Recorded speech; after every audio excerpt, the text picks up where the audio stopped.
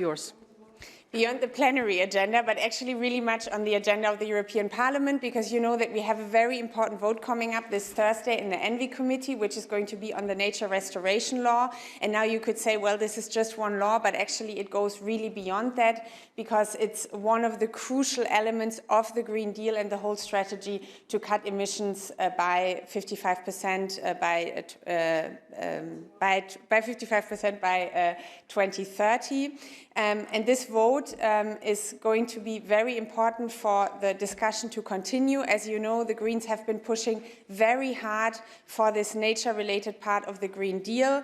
First of all, because the cutting of emissions is only going to be possible if we are also going to go for nature restoration, looking at also binding more CO2 from the atmosphere again. Secondly, obviously, this is also an important question, not only when it comes to mitigation to climate change, but also when it comes to adaptation. We have recently seen the horrible floods in Italy. We have a lot of other examples where we can see that nature-based solutions are needed in order to adapt to the impact that climate change is going to have, the extreme weather events, and this is not something that is happening in 10 years. It is happening now, so we need to find political solutions to it now.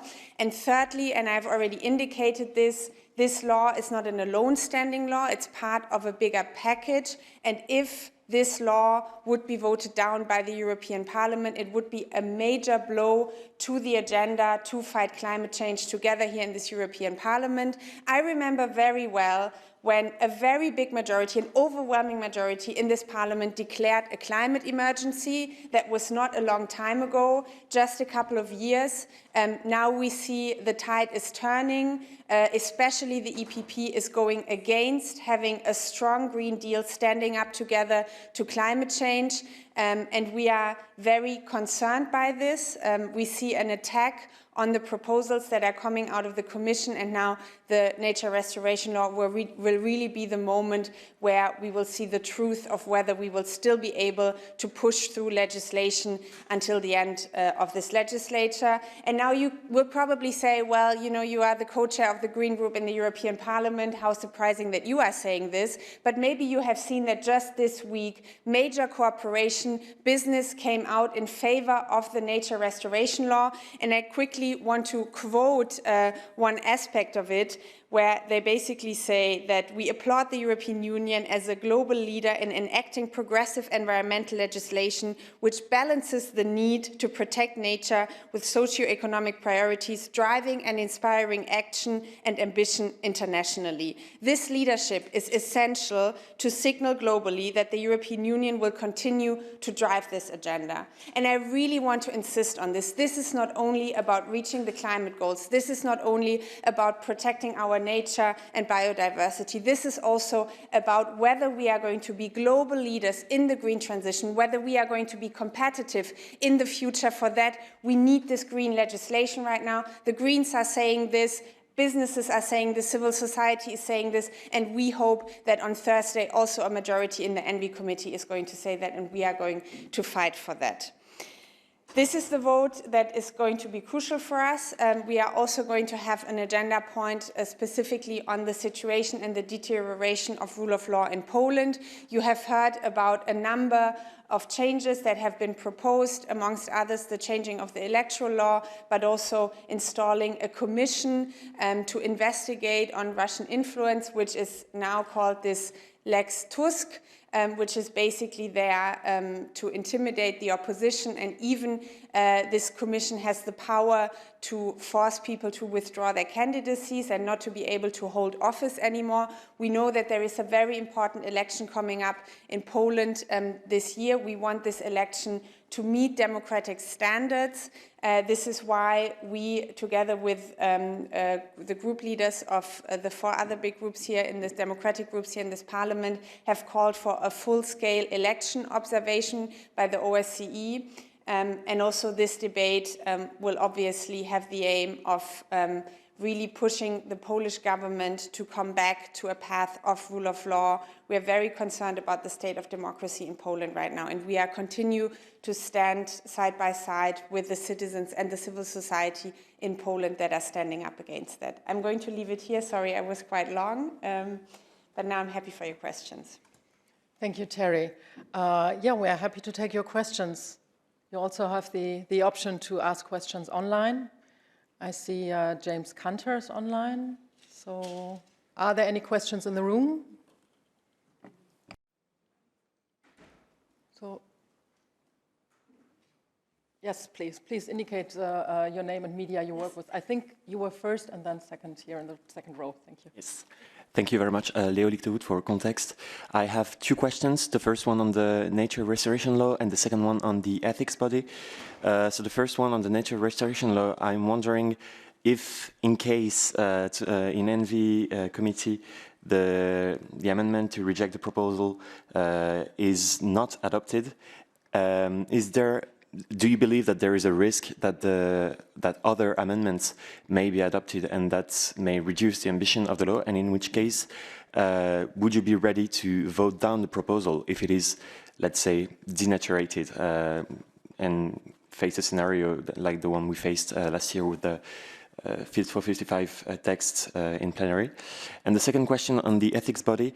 So there is going to be a resolution, as I understand, and so this resolution that might be voted in July.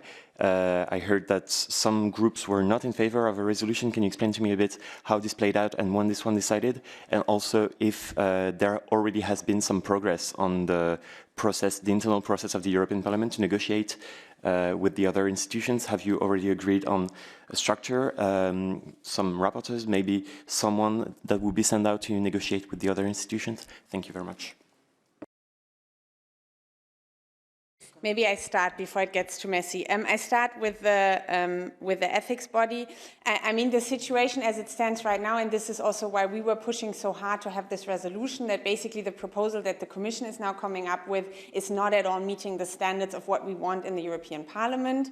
And what we want with this resolution is basically to reiterate and to reinforce the standpoint of the European Parliament that this is not just a talking shop, but that this is actually a body that has authority, that has possibility to investigate, and that also has possibility to sanction, because otherwise, you know, we are basically creating another space where debates are being had, but where not real impact is generated. If I'm being absolutely honest with you, I don't fully know who voted how yesterday in the plenary vote, but we can check that and we can let you know. I think we had a quite big majority, but you're right, not all groups voted in favor. My suspicion would be that some groups didn't vote in favor because they actually don't want to insist, because we know that there are groups here in this House who are maybe not as ambitious and also as determined to have real accountability and to have real transparency when it comes to ethic rules. And obviously the strategy then would be to go with the Commission proposal now, because that's the easiest way to avoid real rules and real action and follow-up. On the question of how the European Parliament has been dealing with Qatargate, we had Roberta Metsola in our group last week, where we see that out of the 14 proposals that she has made, I think only 2 have been fully implemented, the others are on the way. Obviously, we are also going to put additional pressure that these 14 points are going to be implemented. But even if these 14 points are implemented, and let me be clear on this, we will still need an ethics body that can, in cases of conflict of interest, of other questions, be an instance that can have an impact and that can also provide enforcement, because we very often see that it's not really lacking rules in some questions, but that it's actually lacking the enforcement in the end. And on the second point, for us the main priority is obviously that the European Parliament is going to take a stance, that this proposal is going to be voted through. There are going to be specific discussions about amendments, but for us finding a majority to have this proposal as the standpoint of the European Parliament and then to go into trilogues will be the main aim of the vote on Thursday. I'm Damiani from Agence Europe. I have 2 questions. One is about the coming back of Eva Kaili to the Parliament. What do you think about that? And second question is about what do you think about adding 11 seats to the Parliament to give more representations to smaller countries? Thank you. Well, I think on the coming back of Eva Kaili, we have always said that, you know, it's on the competent authorities to investigate. Now they have taken the decision that she can do that and that she can even come to Strasbourg. So this is her possibility as an MEP. However, and I think that this is something that needs to be said, the investigations are still ongoing, and obviously we want justice to be found in these questions. And I have already indicated this in the previous question, that we are going to also take the relevant steps here in the Parliament, introduce new rules, but also enforce the existing rules in a much stronger way than in the past, so that something like this cannot happen again.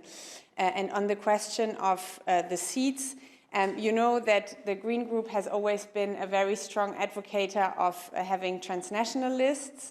So we actually feel that the remaining seats, now that we are also discussing again the electoral law, we should keep a very close eye on the question of how these seats are distributed. But obviously, we are open for negotiations, and if there is a solution to be found, we will also not be opposed to that. Thank you, Terry. Next question goes to James, who is joining us remotely. James, I see you raised your hand. We cannot hear you yet.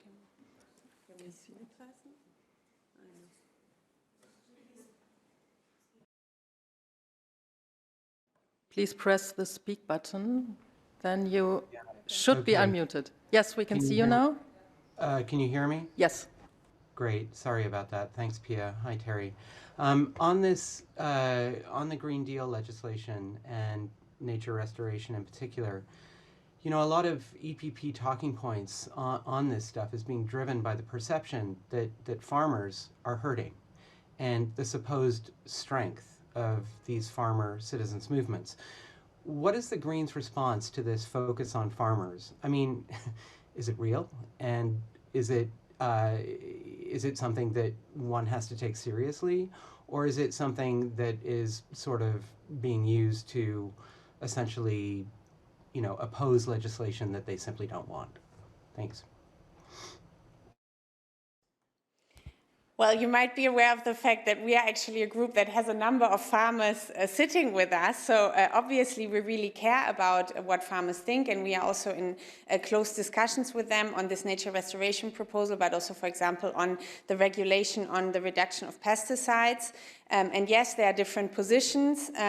We are going to continue to say, and I think that this is very important, if you want to have farmers that are successful, if you want to have crops, you need healthy soil, you need to have pollinators, you need to have good water, you need to have a functioning nature. And right now we are really at a tipping point where we are endangering the future of biodiversity, the future of agricultural land in the European Union, and this actually makes it even more important in the interest of the farmers to now adopt strong green legislation, nature legislation.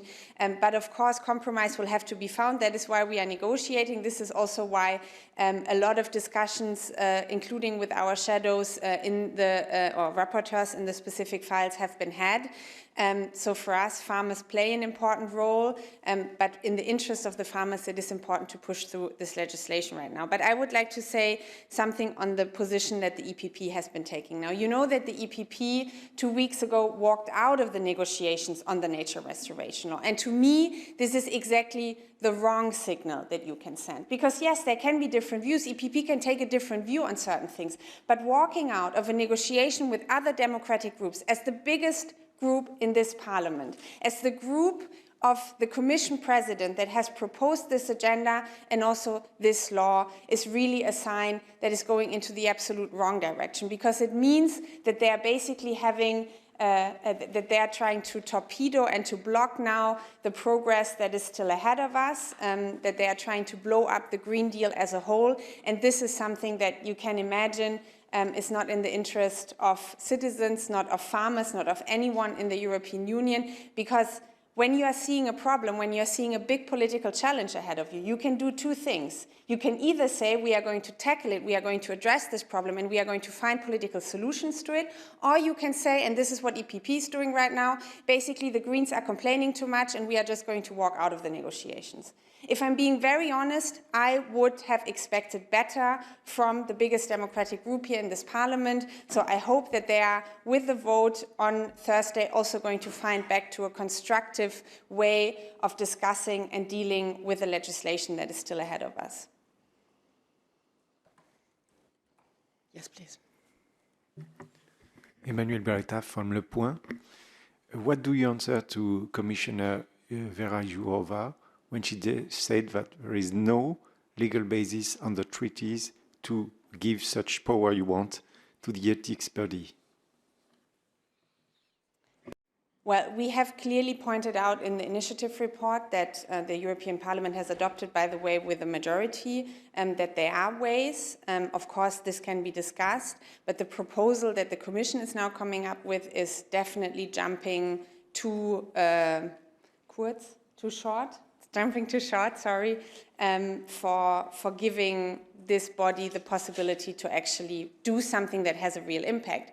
And then, you know, if you say that, then at least try to be honest and say, there is no possibility, so I'm not going to do something, you know. But to now have this as a hollow entity that is basically not going to change anything on the ground is not helping anyone. So for us, there is a possibility, there is a way. This has been highlighted in the initiative report that the Parliament adopted, and we are going to continue to push the Commission to go down that path. Thank you, Terry. I don't see any other hands raised, so thanks all. Thanks, Terry. And have a good day and afternoon. Goodbye.